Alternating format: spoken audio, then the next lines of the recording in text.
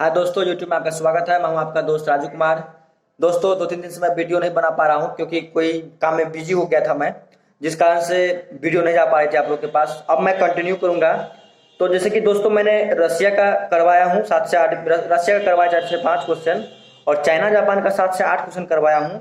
तो मेरा तो ऐसा सोच था कि दोस्तों की सोचना था क्या आप जो रसिया का 4-5 क्वेश्चन करवा देते ताकि उसमें से एग्जाम में मिल जाता क्वेश्चन। लेकिन कुछ दोस्तों का ये भी डिमांड है कि मॉडर्न हिस्ट्री का भी कुछ करवा दो क्वेश्चन। लेकिन मॉडर्न हिस्ट्री का हम ऑलरेडी करवा चुके हैं, वो टॉपिक वाइज करवाए हैं, क्वेश्चन वाइज नहीं करवाए हैं। तो कुछ का डिमांड है कि टॉपिक क्वेश्चन वाइज करवा दो, कुछ 4-5 क्वेश्चन ही करवा दो जो जिसमें कि 2-3 मिल जाए एग्जाम में।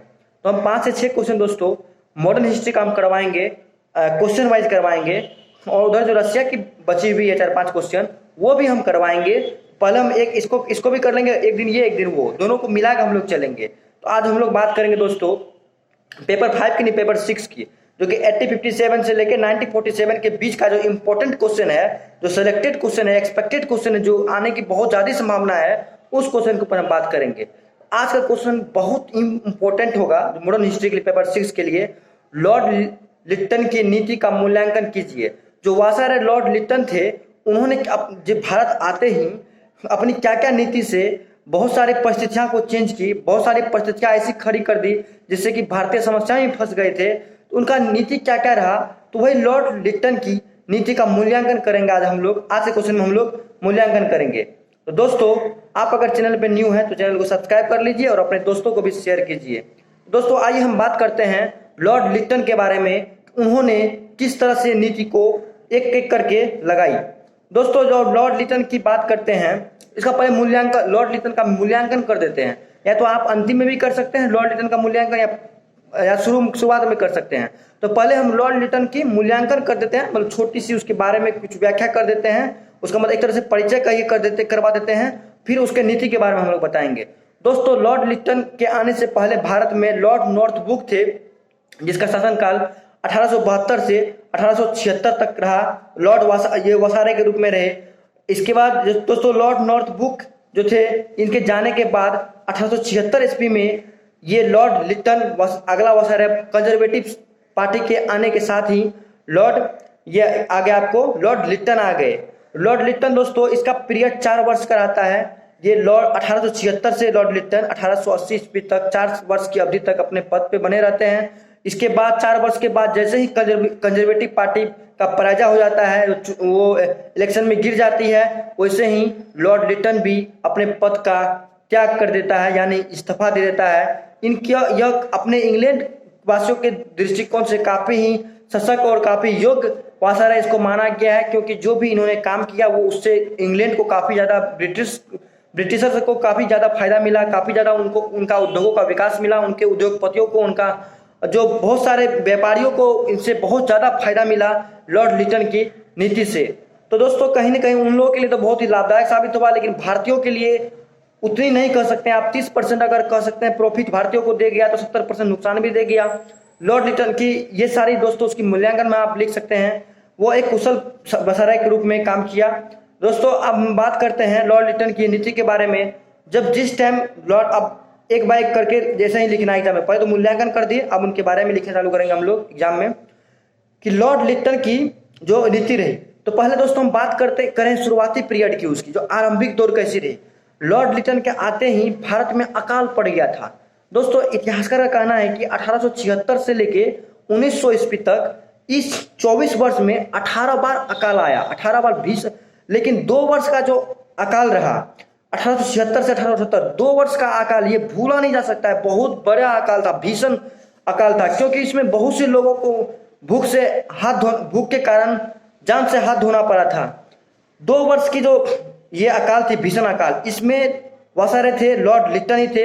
इन्होंने आते ही इस भीषण को सुधारने में कुछ अपने हद तक प्रयास किए, उतनी भी नहीं कह सकते हैं, लेकिन इन्होंने प्रयास किया। 1876 से 1878 इन 2 वर्ष के दौरान इतने ज्यादा भीषण अकाल आई कि 25 लाख एकड़ भूमि उस अकाल की चपेट में आ गई। वहां पे उपजाऊ नहीं हुआ। अब जब उपजाऊ नहीं होगी तो खाएंगे क्या? इस भुखमरी सा हालत आ गई थी। एक डॉक्टर, इतिहासकार था doctor RC Dutt, RC Dutt के अनुसार 1 साल के करीब करीब 50 लाख व्यक्ति मर गए। सोचे कितनी बड़ी संख्या है, 50 लाख व्यक्ति मर गए आरसी दत्त के अनुसार। तो लॉर्ड लिटन कहीं ना कहीं मतलब जरूर ढीला ढाका किए, जो इतने व्यक्तियों की मतलब की जान चली गई इस 2 वर्ष में, 1 वर्ष के ही दौरान इतने व्यक्तियों को हाथ धोना पड़ा। और लॉर्ड लिटन ने दोस्तों एक मतलब आयोग की भी डॉक्टर रिचर्ड की अध्यक्षता में एक आयोग की गठन की। वो आयोग का काम था कि किस प्रकार से इस अकाल की परिस्थिति से हम अकाल की परिस्थिति से बाहर आए, इस परिस्थिति का सामना कर सके। तो उन्होंने एक आयोग का गठन करवाया। जब इस आयोग की गठन हुई, उन लोगों ने सरकार को सुझाव दिया कि जो मजदूर हैं उनको मजदूरी काम दिया जाए और उनके बदले में उसको मजदूरी दिया जाए, उनको थोड़ा मदद किया जाए। अकाल कोष का मतलब कि जगह जगह पे खोला जाए ताकि कोई व्यक्ति भूखे न मरे, भूखमरी न हो और अकाल की परिस्थिति से हम सभी को बचा सके। ये कमीशन दोस्तों काफी हद तक सफल माना जाता है अकाल की परिस्थिति से लड़ने में, अकाल से हम उस टाइम के आदमी को दूर ले जाने में। दोस्तों ये उसकी शुरुआती संघर्ष रही अकाल को लेके। 2 वर्ष तक उन्हें अकाल से लड़ना पड़ा, अकाल की समस्या को झेलना पड़ा। अब दोस्तों उसकी नेक्स्ट जब बात करते हैं हम लोग नीति की, वो था दोस्तों शैक्षणिक सुधार। दोस्तों शैक्षणिक सुधार में उन्होंने क्या किया, उन्होंने उस टाइम के शैक्षणिक सुधार के लिए अपने काल में दोस्तों उन्होंने मुस्लिम एंग्लो करके विश्वविद्यालय की स्थापना किया, जो आगे चलकर दोस्तों आज प्रख्यात है पूरा इंडिया में, AMU अलीगढ़ मुस्लिम यूनिवर्सिटी। उसके लेकर के विख्यात है अभी दोस्तों। शैक्षणिक सुधार में अगर बात करें हम लोग तो उसी AMU के हम बात कर सकते हैं। अब बात कर सकते दोस्तों हम लोग अबंध व्यापार की नीति। नेक्स्ट नीति की बात करें हम लोग अबंध व्यापार की नीति। तो अबंध व्यापार की नीति दोस्तों उसकी जो भी रही वो इंग्लैंड की उद्योगपतियों के लिए रहा, इंग्लैंड के व्यापारियों के लिए रहा। उन्होंने मुक्त व्यापार की नीति को अपनाया और यह मुक्त व्यापार की जो नीति थी दोस्तों वो इंग्लैंड के उद्योगवासियों के लिए, उद्योगपतियों के लिए काफी लाभदायक हुआ। और यह दिमाग में रख करके भी काम किया गया था, उनका विकास हो, उनका काफी विस्तार हो। इसी के कारण इन लोगों ने लॉर्ड लिटन ने इस नीति को अपनाया था, जिसमें कि लंकासराय के कुछ जो उद्योगपति थे, व्यापारी थे, उन्होंने काफी ईर्ष्या क्या करते थे, जिस कारण से कपास की मतलब आयात पे लेकर के उन्होंने संसद में भी, वहां के व्यापारी संसद में मांगे प्रस्तुत की थी कि टैक्स हटाया जाए, आयात कर को हटाया जाए। तो इन सब को बातों को ध्यान में रख करके उनके उद्योगपतियों, अपने इंग्लैंड के बिजनेसमैनों के लिए द्वार खोलने के लिए, उनको फायदा पहुंचाने के लिए लॉर्ड लिटन ने दोस्तों लगभग 29 वस्तुओं पर से आयात शुल्क हटा दिया, जिससे उनको काफी ज्यादा लाभ हुआ। इनका बुरा असर भारत की अर्थव्यवस्था पे पड़ी। ये दोस्तों अच्छी नीति नहीं कहा जाए, लॉर्ड लिटन की एक स्वार्थपूर्ण नीति थी जो सिर्फ इंग्लैंड वासियों के लिए थी। अब दोस्तों हम नेक्स्ट अगर बात करें हम लोग, शैक्षणिक सुधार हो गया आपका, वित्तीय सुधार भी आपका हो गया दोस्तों। आप बात करते हैं सबसे घोर मतलब पापी वाला काम कहिए उसको, क्या, राज उपाधि अधिनियम। दोस्तों राज उपाधि अधिनियम जो आया था ये 1877 ईस्वी में एक दरबार लगी थी, इसको दिल्ली दरबार भी शायद कहा जाता है। उस दरबार में महारानी विक्टोरिया को 1876 में केसर हिंद की उपाधि से सुशोभित किया गया था और यह उपाधि के तौर पे इस दरबार को लाया गया था। इसमें बहुत सारे भारतीय शासक भी, भारतीय राजा भी पार्टिसिपेट किए थे। जिस टाइम दोस्तों भारत एक भीषण अकाल से लड़ रही थी, अकाल की परिस्थिति में डूबी हुई थी, परिस्थितियों का सामने कर रही थी, आदमी की जाने जा रही थी, उस टाइम धन को पानी की तरफ बहाया जा रहा था, पानी की तरफ बिखारा जा रहा था। इसकी घोर आलोचना की गई इतिहासकारों के द्वारा।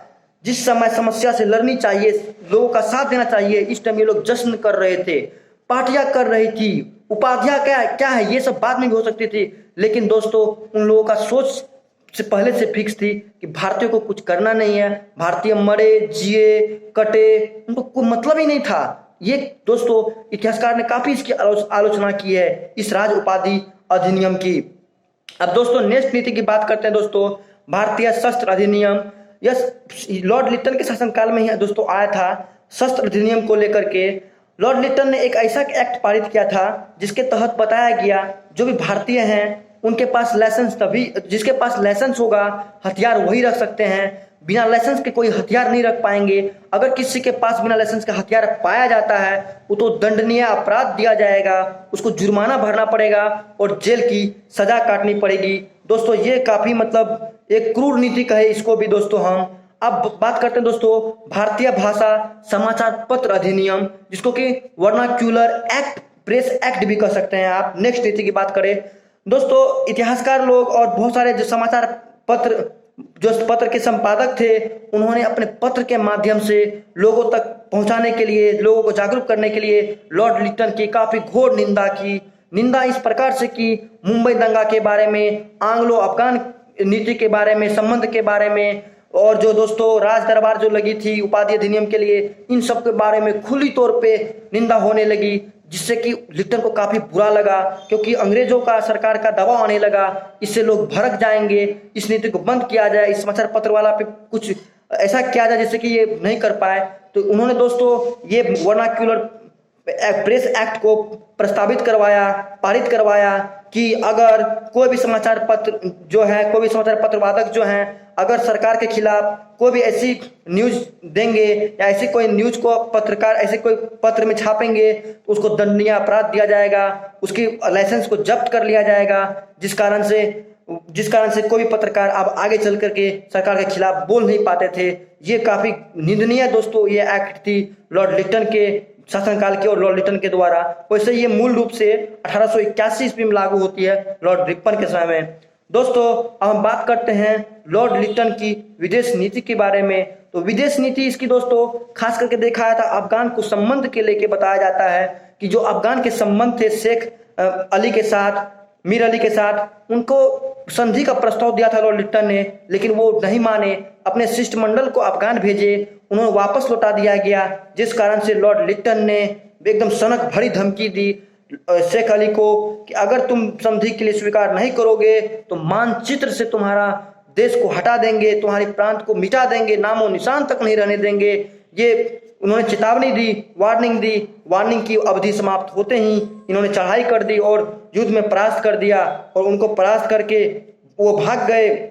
उसके बाद उसके बेटा याकूब खां अपने एक संधि के द्वारा अपने पद को फिर से बनाए रखते हैं। काफी घोरनीय, मतलब एक तरह निंदनीय उसकी ये अब विदेश नीति रही अफगानों के साथ। इसकी भारतीयों ने भी काफी आलोचना की है इस नीति को। अब दोस्तों हम ये सभी टॉपिक थी, और भी कुछ बहुत लंबी हो गई है, और भी इसके बारे में आप चाहे तो विदेश नीति के बारे में विदेश नीति बताई दी है, वित्तीय सुधार की नीति के बारे में लिख सकते हैं आप, प्रशासनिक सुधार की नीति के बारे में लिख सकते हैं, कुछ थोड़ी बहुत काम की थी। इन सब बातों को दोस्तों आपको एग्जाम में लिखना है। मैं आशा करता हूं ये सारे पॉइंट आपको बहुत ही अच्छी तरीके से समझ में आएंगे। और दोस्तों मैं आपसे इतना ही अपेक्षा करता हूं कि आप इसको अपने दोस्तों से भी शेयर करें और सब्सक्राइब करें और मेरा सपोर्ट करें दोस्तों, क्योंकि अभी जो है उतनी ज़्यादा ट्रेंडिंग नहीं मिल रही है। आप लोग के सपोर्ट से ही हम आगे बढ़ेंगे। तो दोस्तों हम आशा करते हैं कि आप लोग जरूर मेरे चैनल को आगे बढ़ाने में मदद करेंगे और अपने दोस्तों को भी शेयर करेंगे। जय हिंद दोस्तों। मैं नेक्स्ट टॉपिक को रशिया को लेके या मॉडर्न हिस्ट्री से मिलूंगा। जय हिंद।